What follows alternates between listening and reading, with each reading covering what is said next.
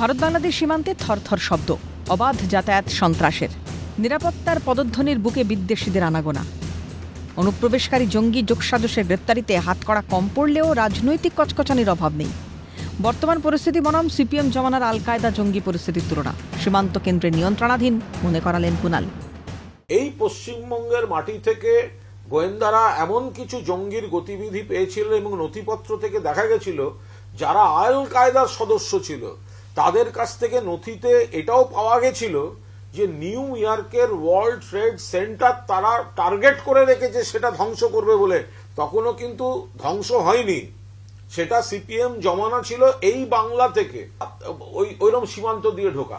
কিন্তু সীমান্তটা তো কেন্দ্রীয় সরকারের দায়িত্ব, ঢুকছে কি করে সেন্ট্রাল আইবির দায়িত্ব, সেন্ট্রাল আইবি সেটাও অমিত শাহর দায়িত্ব।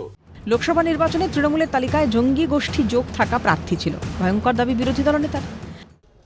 এবারের লোকসভা নির্বাচনে তৃণমূলের প্রার্থী তালিকায় এমন একজন ছিল যার সঙ্গে এই ধরনের গোষ্ঠীর সঙ্গে যোগাযোগ আছে এবং তাদের অর্গানাইজেশনে বাইরের থেকে টাকা আসে, সেসব প্রমাণও আমাদের কাছে আছে। পশ্চিমবঙ্গ বাংলাদেশিদের ডেরা, ভোট স্বার্থে তুষ্টিকরণের রাজনীতি, পাল্টা দাবি লকেট চট্টোপাধ্যায়। এই তো বাংলাদেশিদের ডেরা হয়ে গেছে এখানে।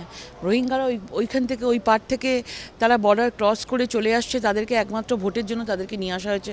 তাদেরকে বাড়ি দেওয়া হয়, প্রধানমন্ত্রী আবাস যোজনা তাদের নামে, তাদেরকে ভোটার আইডি কার্ড করে দিয়েছে, শুধুমাত্র তুষ্টিকরণ রাজনীতি।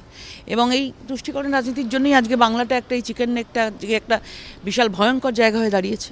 পশ্চিমবঙ্গ সার্চেই পাবেন জঙ্গি আনাগোনার খবর। শাসক দল তৃণমূল জমানায় দিচ্ছে বামেদের উদাহরণ। রাজ্য রাজনীতির তরজায় কে আটকাবে সন্ত্রাসের অবাধ বিচরণ? ক্যালকাটা নিউজ।